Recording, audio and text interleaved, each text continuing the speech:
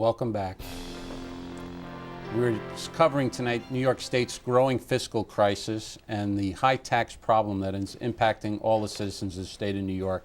With us tonight are our guests, Frank and Anita, and I'm going to turn it back over to Patty, my co-host. Thanks, Frank. Mike, continuing with the... Can I just finish that answer, though, to that question? That, right? On the education topic, go ahead. Just I was mentioning AT&T New York Telephone. People concerned, is there a favoritism showed in merit pay? And I would say 1 out of 10, 1 out of 20 times it did occur. But 95% of the time, merit pay was fairly administered. I think all employees would agree to that. And what it did do was it motivated 99% of the employees to work harder. We need a merit pay compensation system for our teachers.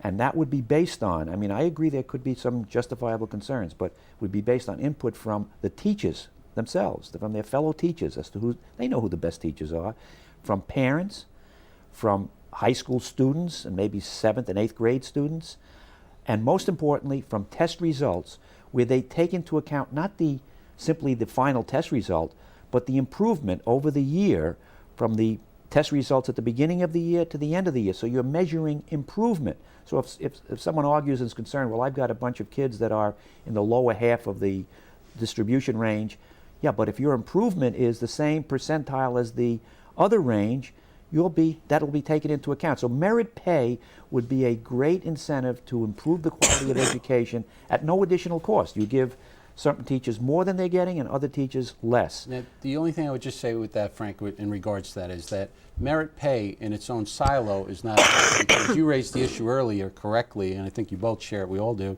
which is the lack of supply and demand having an impact, which is, you made a point on a previous show about, I believe it was in your school district where you reside in Port Washington, how many people had applied for one opening? Well, it was for about 25 openings, 24 openings, 4,800 applicants were on file. This was about in the early 2000s, 2004 or thereabouts, when I last foiled it. And that's been the same since the late 1960s. Wherever I foiled it, in Baldwin or Port Washington, there were always from 3,000 to 5,000 applicants for 10 to 25, 28 jobs. But as the taxpayers who subsidize the school system, there is no ability to drive down the cost in response to the fact that there are so many willing participants because of the... Well, the way to do it, the Board of Eds have got there are 20 districts. Because it's a monopoly. It's a monopoly, but the 20 school districts right now that have no teacher contract that are negotiating, it's the school boards, and I have to fault the school board members. They kowtow, they're terrified of the teacher unions.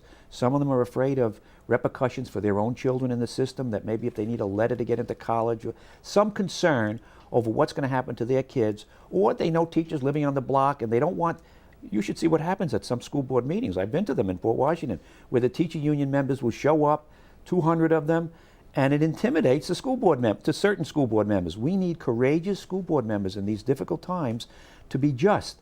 I want to be fair to the teachers, but let's be honest. When the typical teacher is earning over $90,000 in Long Island, in my district $100,000, with benefits of $30,000 to $35,000. Working 8 months a year. Well, I'd even say, about 9 months a year, if I had 8 to 9 months, let's say. And where you have 150 applicants for each open position. For Pete's sake, they should appreciate the situation they've got. It's much better than the system in the teacher situation in New York City, where they don't have this number of applicants, and where the pay levels are not like they are in New York in Long Island suburbs. But even there, they have quite a few applicants for each. They're still right, and I mean their salaries are fair. I would say in New York City, they're perhaps 25% lower than Long Island. Our salaries are excessive, and I think it really says something that the teachers' unions object to the merit-based pay idea. I mean, it's very telling that they're so opposed to it. That's right. Their objective of the union leaders, and most teachers are wonderful people. Again, I have so many in my own, 5 in my own, they're wonderful people. Don't get me wrong, but the union leader's job is to get as much money as possible for as little work as possible. And to have the nicest job possible. But aren't we at a tipping point, Frank? I mean, we're at a tipping point. What we're really discussing here around the larger edges is that the private economy is shattered right now. It is under great stress, both individually and collectively. It's not just financial services. You can go through an array of businesses. And at the same time, though, the teachers' unions, not to isolate them, but all the public unions are continuing to believe that there is just a a turnip truck full of money, ready to meet every need. And New York, as we started the show at the opening, there's 3 people leaving for every 2 entering. The 3 that are leaving for the obvious reasons they can't afford to live here. And we have a population that has gone from 30 or 40 years ago, where we had 2/3 of society working to support the 1/3 that was approaching retirement. Today, through a host of social issues we won't go into, our society is more likely to be better than half now retired. Thus, the private sector is under enormous stress. Is that not fair? So we really can continue with the status quo. And then we're shocked that the state has a massive deficit, and that our leadership, both at the governor, the speaker, the assembly, and the state senate, all fail to get it. I know. Governor Patterson is speaking up about it in general terms. Anita was on a program that was on PBS television, Channel 13, along with Lori Pandalakis from the Long Island for Education Reform. They addressed Governor Patterson, and his answers were great. He agrees we should be freezing salaries, but they're all afraid to talk about it. I'll see Senator Craig Johnson and Senator Dean Skelos and all these senators making vague statements. Don't cut aid to school districts. But then where are we going to get the money? None of them will talk about freezing salaries. That's what we've got to do now. Not all county employees, but certainly teachers, policemen, all those making over $75,000. I don't want to freeze. Cut all state salaries, and I mean all state salaries, by 15%. The private sector has taken a better hit than that, almost 25%. And if you would include losses on portfolios and investments, it's greater than that. Now, you aware, Mike, that I didn't know this. I read this in, I think, the New York Times, Wall Street Journal, that apparently twice, at least, in the past 40 years or so, the state legislature was able to actually freeze salaries. Totally freeze, regardless of what the contract said. I was not aware of that. I never heard of that. It went to federal court, and the federal courts approved what the state did. They had to do it to face the dire fiscal crisis. I was not aware of that. My biggest challenge, what I've observed as just one citizen, is that when financial services shed 100,000 jobs in the private sector, and the state of New York employs 220,000 people, and the governor of New York, despite promising rhetoric, can only find 500 people to lay off, I find that is just an insult. That is just an insult. The private sector is under enormous challenges. In Long Island, it's been exacerbated because this was always seen as the wealthy enclave of New York. The North Shore of Long Island has historically always been a wealthy area. Yet, how many families have we read about? Just recently, there was even one prominent golf club on the North Shore that had to sell its property in order to pay out its membership because of the amount of families that have been devastated by the Madoff Ponzi scheme. I know. Long Island is under tremendous pressures. And I know, Patty, you have a question. I'm just hoping that they don't have to lay off people. I'd rather them, through attrition and salary freezes, achieve this objective. A 10% layoff would save the state $2 billion. I'm hoping they could avoid that with salary freezes and not replace everybody who retires. But the governor wants people like you and I who are here in Long Island to put up with this nonsense. And I'm telling you right now, the private sector's angry. I'm one of those people. I can't support this. And I would be one of those people who would leave the state. But I can't. But I swear to God, they're barking up the wrong tree. They continue to think that Long Island is the backstop, that they can just pass the cost here. He's disingenuous. The $300 million in cuts he was going to bring, half of it was going to come to Long Island. We only have 18% of the state's educational base for children. He was going to put half of those costs on us? It's an outrage. I'm sorry. I get upset, but I'm tired of cloaking and withholding my comments. The governor is disingenuous. And if we had a show to dedicate, I'd like to address his father, the lobbyist. They're both awful. Well, it's hard to believe that they're sincere. If they say they agree and they talk to you, but then they don't do anything about it, they're not following up. Now, public employees are generally entitled to lifetime health benefits at age 55 after only 5 or 10 years of work. Clearly, this is unreasonable, and to me, this seems like another obvious area we could cut back. Your feelings on this, Anita? Oh, definitely. I think they should pay 50% of what the costs are. I have 2 children right now. I have to pay individual monthly health care for them, which for an individual is about $900. And because $900 a month? $900 a month. Thank you. $900 a month. And I, as an individual, I and my husband, we have to pay for our own health care insurance. And because we don't have a corporation through which we can filter the cost, this is all after-tax income. And people do not understand the tremendous benefit that the public sector has. And I really do think, and I hope that we're reaching the tipping point where we finally have to reset the balance between the private and the public sector. And it's only through educating the taxpayers out there through shows like this that hopefully, the light bulb will go on and, they will vote for the right people or demand change from the current people. Right, because a lot of people have no idea. You Frank? just think about that. I mean, when I learned this some 5 years ago, I've mentioned this before, my brother-in-law mentioned to me that some friend of his in Port Washington was taking a position as a paraprofessional, which is a low-paying job assisting teachers, a teacher assistant or an educational aide. Some make $20,000, some $30,000. But he couldn't understand why this person would take that position at age 50. And the person told him that she wanted to take it because she just had to work 5 years, and at age 55, legally, she could retire and get health benefits paid for life. He didn't believe it. He called me. I said, "Oh, I doubt it, Andy. Let me check with our superintendent." So I saw him at the next school board meeting. I asked Dr. Gordon, "Is this possible?" He says, "Oh, I don't think so, Frank, but let me check it." Saw me a couple of weeks later, came up to me, couldn't wait. "Frank, I checked what you asked me to check. I'm staggered to find out it's true." Wow. They get full lifetime benefits paid in full, paid for the rest of their lives after working just 5 years at age 55. And that's true for any New York public employee. I think in the city it might be 10 years. That's why I think the question In said 5 Nassau or 10 County, years. we have a similar example, which is for about 1 year of service in Nassau County government, you are entitled to lifetime health care insurance. That was changed recently by Howard insurance. Weitzman 1 and the county year. executive, but they waited until the 6th or 7th year of both of them. It's no wonder that do it. both subsequently No, lost re-election. what happens is they do these these changes which have significant financial impact on They're taxpayers. loopholes to benefit their They supporters. do them quietly, behind the scenes, in the legislature. They put them in some kind of a bill, and then they get all these benefits, these contributions from the unions for their re-election. That's why 98% of our senators and assemblymen are re-elected every year. And unless the people wake up and evaluate their own legislator based on their actual votes and what positions they're taking, unless we change, the situation is Dismal. bleak for the They're future. very dismal. Seriously, we should have term limits for our elected officials. Probably Sheldon Silver has been in office, 30, 40 years, and he is of counsel to Weitz and Luxembourg. Tort reform has been blocked in New York State because of Sheldon Silver.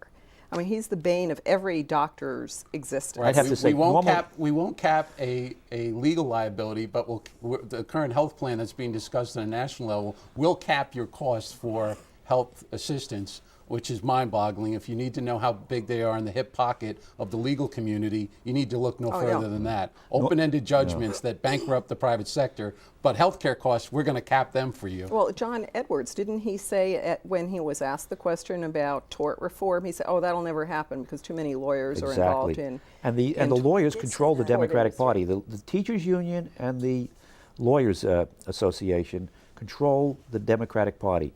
Those are the two biggest groups they kowtow to. And again, on term limits, normally I wouldn't favor term limits, but in New York the situation is so dire and so hopeless, and the people are just so unaware of what they're voting for. You have African American parents voting for their assemblyman and state senator, the black parents, much more than white parents, want school choice. They want to be able to pick a school for their child and get a scholarship which is like a quarter or a third of the cost of a public school education. Rather than just putting their kid in the school that happens to be on the public corner. school, Right. exactly. They want school choice, the black parents. But they're black representatives, they're senators and assemblymen. We found this out. And Governor Patterson And is also the African-American. NAACP as well. All of these are kowtowing to the teacher unions. So these senators, these black senators, black assemblymen, Governor Patterson, the NAACP are putting the teachers union ahead of their own black constituents.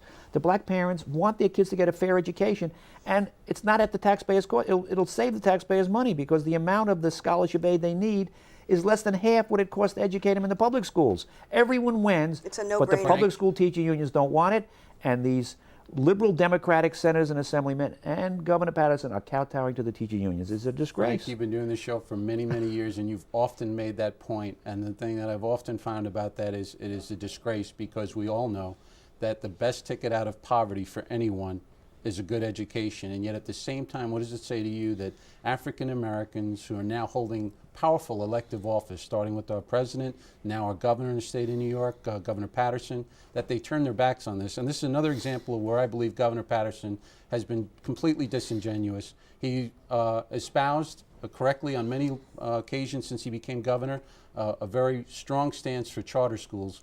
And yet when the U.S. Secretary of Education, Arne Duncan, recently requested that New York State remove the cap of 200 charter schools, the limitation of charter schools, which have been a success in New York, he refused to do so. And by doing so, he has now placed New York State at risk for having to forego its share, hundreds of millions of dollars, possibly 300 million, the same 300 million he would have looked to And take he's in harming education his cuts own, out of a $4 or $5 billion pot of and- federal funds that harm and his he's- very base, his He's constituency. harming his African American students in the city and elsewhere in New York State. I can't believe he's doing Governor this. Patterson has a terrific future as a lobbyist, not as the next I'm governor. very disappointed in that Not action where on I his come part. from. I want to just change the topic ever so slightly. We've discussed the impact of health insurance. Typically, what do our public employees pay for health insurance, and how do we address this issue? I'm going to turn this question to you, Anita. I think with respect to the school districts, it's negotiated school district to school district. And I think the max that I've seen is it works up to 15, possibly 20%, which, and they have a, wonderful insurance policy. So their monthly cost, for a family is probably only $700, et cetera, $700 to $800. So To cover 20 a complete family of four, like you were saying earlier, where you and your husband Is have $1,800 a month. and that's after tax dollars. So you really have to come up with $36,000 to $40,000 to just pay that portion of a monthly. That is correct. So 15, 20% of Is still a $700, great deal. $800 dollars a month is not overall that much. I think that we can expect them to pay. It's not unreasonable. It's not unreasonable. We have to restore reason into all of these negotiations. Frank? Many public employees actually pay nothing for their health insurance. Teachers pay anywhere from 0% in some school districts. I think the highest I ever saw was 23%. For Washington, we got them to 20%. Private industry, it's been reported in many of the newspapers recently, it's 30 to 35%. Sure. And that's where we've got to get public employees. The typical family plan is about maybe $16,000, $17,000. So if we got them to pay a third of that, $6,000, that's not unreasonable. The individual plans are maybe $9,000, $10,000. There's got to be a change here, but all the unions are intimidating our legislators. They're very powerful. That's right, and both parties. It's the Democrat and the Republican Party. I mean, normally across the nation, people think the Democratic Party is the party solely controlled by the unions. No, in New York State, it's both political parties controlled by the unions. They're terrified to face up to these guys. Hopefully, in the next several elections that we'll see some of the politicians really telling the voters the honest truth. You've got to choose between the public employee unions and the taxpayers. That we tell the legislators this. You've got to choose between the taxpayers and the public employee unions. The public employee unions want to be fair to them, but for Pete's sake, let's recognize that their salaries are more than fair now, and their benefits are excessive, and we've got to really rein them in a bit. So part of the show we were talking about is the high tax component, not just the fiscal crisis, but the fact that taxes are so high at this point, there's not much left that our leaders can look to do to solve these problems.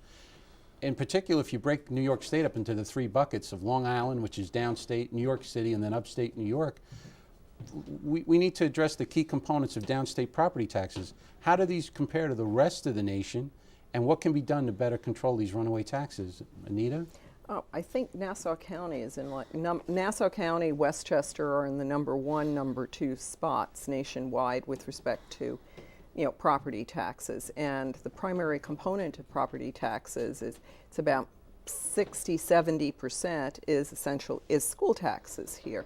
I mean, the funding of the schools has to have some changes in it. I'm not sure exactly what they are, but I think components have to really reduce costs. We have to reduce this pension component. We have to reduce the salaries by competition. I mean, the monopoly has to be broken up. And monopolies don't work. I mean, the U.S. auto industry, which was a monopoly, the northern one versus the southern one, which was Or that our federal government invested all that money breaking up AT&T, but now would turn its back and support both at the local, state, and federal level all these wonderful municipal unions, particularly the teachers union. I'm sorry, it is a disgrace, absolute disgrace. monopolies really don't work. No, they don't. They don't. And I think we have to have a realization that this is really what we are combating, a monopoly and the costs of the monopoly. They're not efficient. When it comes right down to it, it's just wasteful spending over and over again. Yes. Under the umbrella of several myths that teachers are underpaid The and it's myths, for the that's right. children. And I agree with you, Mike. I mean, an education is, the best investment that we can make for our children. And that is the most important thing, but we never really focus on that. Well, I would add one thing to that, which is I'm curious at the current political architecture because it's it is so married to union interest, and many of the unions outside of the teachers are blue collar industries, and yet we're in a white collar recession right now. A white collar recession. At some point, the marketplace is already correcting this, which is as all these wonderful kids come out of school right now with terrific educations, there's not going to be any demand for them in the business or the private sector. And we are looking at plumbers who are making more money now than people in the private sector. People are going to stop educating their kids at a higher educational cost. Unfortunately, that might happen. That is a very possibility. But Frank, you've done a lot of work. You've examined the situation at the local level. What are your thoughts about the disproportionate amount of property taxes, in particular right here in Long Island? Yeah, Long Island's taxes. I mean, I look at my kids down in Virginia and Maryland. Their taxes are a quarter of my taxes, and their homes are roughly the same as my home. The cost of education much lower, and the quality of education in Northern Virginia is exceptional. There was a study. Yeah, the Long Island, the Roush Foundation did a study comparing Fairfax and Loudoun counties to Nassau and Suffolk County. And demographically, very similar, et cetera, That's right. but their cost of education was like 60% Of ours. Then Wow. of ours. But when you look 60? into And the parents were 60%. happier Yes. with the results. But The the major difference, which they didn't point out in the study, is Virginia is a right-to-work state. New York is not a right-to-work state. So you have union interests in New York State, So whereas just in Virginia explain you that for our don't. viewers what the right to work means. It's essentially employment at will. So if a teacher does not perform, according to Like the the private principal, et sector. cetera, They're pushed like the along. private sector, their contract or whatever is not renewed. So a right-to-work state, Alabama, that for example, is one that's where Mercedes, in the southern states, Mercedes, BMW, Honda, Toyota opened up their factories, and they're doing okay. They're doing fine. All right. Whereas the unionized state and the unionized auto industry, went into the toilet. See, 80 years That's a ago, good the ordinary workers were not treated fairly by corporations, and unions were serving a very valid and useful and Yes. just purpose. And that went on for a good 30, 40 years, 50 years even.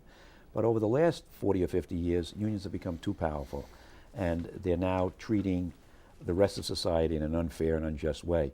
Our property taxes in Long Island, 60% school, 15% police, and 25% town, county, village, and city combined. But we've got a big problem, and we've got to deal with it. I think the Catholic schools are another example of how you don't need to spend a fortune for a quality education. Well, if you want to improve educational quality and lower costs at the same time, if that's your objective, improve quality and lower costs, the single best thing, Anita mentioned it, I think, on 2 occasions, is competition. And there is a bill. People are not aware of this. It's been proposed 12, maybe 14 years in a row now in New York State.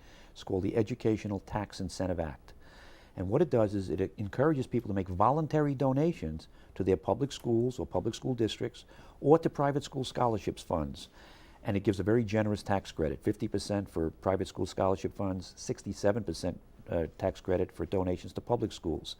And the tax department of New York State estimates that close to $500 million, $500 million will be donated. And this is with limits that are pretty low, $120 for an individual. I think it's $3,600 for a corporation. I could see, once you get this bill passed, if they ever get it passed, upping those limits to much higher amounts. But if you do that, everyone wins.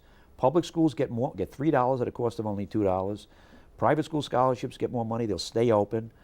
So I'm wondering, what on earth? I tried finding this out a couple of years Obviously, ago. the schools that are doing better will get more donations. Well, and there's even a provision in this that if any school districts, wealthier ones, get more than a certain amount of their budget, 1/3 of the excess above that amount goes to the Commissioner of Education to dole out to poor school districts. So everyone wins with this. Public school students, public schools, private schools, everyone wins.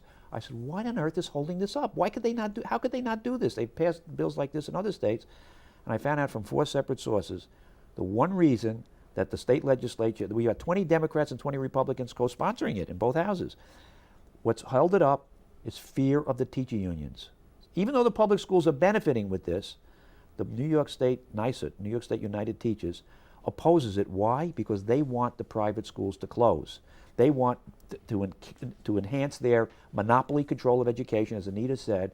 They want private schools to close, get more union jobs. They could care less about the taxpayers, less about the students and the parents that really want to see this choice. Everyone would benefit. Quality would go up through the competition, because if the public schools don't perform, parents are going to take their kids out, get the scholarship money, and put them in a private school, most of which are religious schools, by the way. They're not ritzy private schools.